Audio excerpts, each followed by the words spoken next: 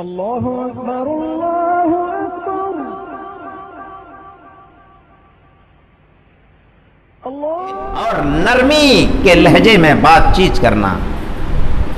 وَقُلْ رَبِّ ارْحَمْهُمَا كَمَا رَبَّيَانِي صَغِيرًا. اور پانچویں اور آخری بات اس آیت کے اندر یہ کہی جا رہی ہے کہ اے میرے بندے، ماں باپ کی اتنی فکر کرنا دنیا کے لیے تو اس کے لیے فکر مند رہنا ہے، ان کی قربانیوں کو یاد رکھنا ہے، لیکن جب تم اپنی کامیابیوں کے لیے رب سے دعا کے لیے ہاتھ اٹھانا تو اپنے ماں باپ کو بھولا نہ دینا. جہاں یہ کہنا کہ ربنا آتنا فی الدنیا حسنہ وفی الآخرۃ حسنہ، کہ اللہ تو میرے لیے اس دنیا کے اندر بھلائی دے، آخرت میں بھلائی دے، وہاں اپنے ماں باپ کو بھی بھولا نہ دینا، ان کے لیے بھی بھلائی کی دعا کرنا، ان کے لیے بھی نیکی کی دعا کرنا، ان کے لیے بھی جنت میں جانے کی دعائیں کرنا. یہ کون؟ قرآن کہہ رہا ہے، یہ اللہ رب العالمین کہہ رہا ہے.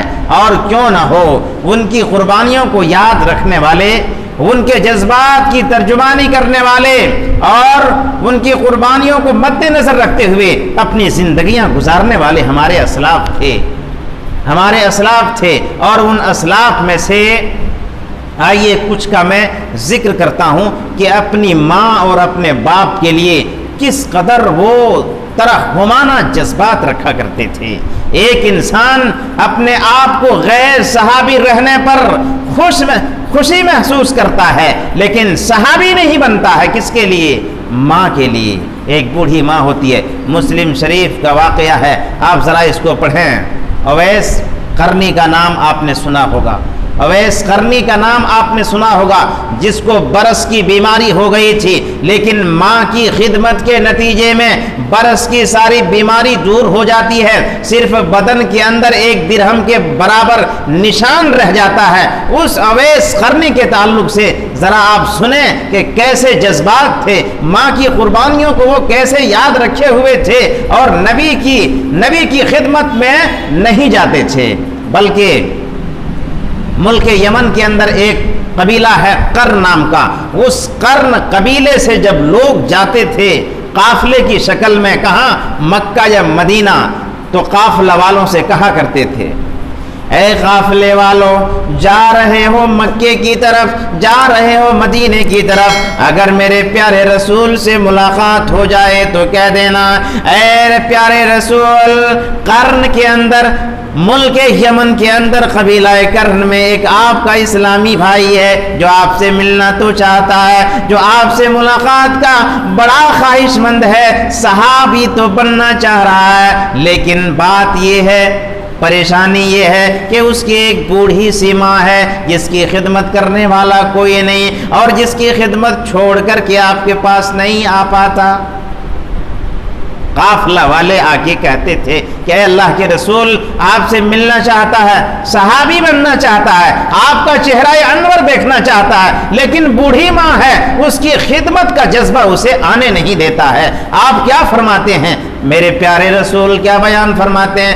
قافلہ والوں کو جواب دے بھیجتے ہیں، اے قافلے والوں، جا رہے ہو جانا اور میرے اس اسلامی بھائی سے کہہ دینا وہ مجھ سے ملاقات نہ کرے، وہ صحابی کا درجہ نہ حاصل کرے، وہ یہی جنت کا سرٹیفکیٹ نہ پائے، بلکہ اس سے کہنا مجھے چھوڑ کر اپنی ماں کی خدمت کرتا رہے. اور پھر وہی اویس قرنی کتنا بڑا مقام پاتے ہیں کہ عمر فاروق جیسے جلیل القدر صحابی سے بھی بڑا مقام ایک طرح سے دے رہے ہیں. کون؟ پیارے رسول. کس طرح سے دے رہے ہیں؟ مقام بڑا ہے یا چھوٹا، اس کا فیصلہ میں نہیں، بلکہ پیارے رسول صلی اللہ علیہ وسلم کی زبانی جو بات ہے اس سے آپ اندازہ لگائیں. پیارے رسول عمر فاروق سے کہہ رہے ہیں، اے عمر بن خطاب، عمر فاروق، قرن کے اندر، ملک یمن کے قبیلہ قرن کے اندر ایک تیرا اسلامی بھائی ہے جس کا نام اویس بن عامر قرنی ہے. اے عمر، اگر اس سے کہیں تمہاری ملاقات ہو جائے تو تم اس سے بخشش کی دعا کرا لینا.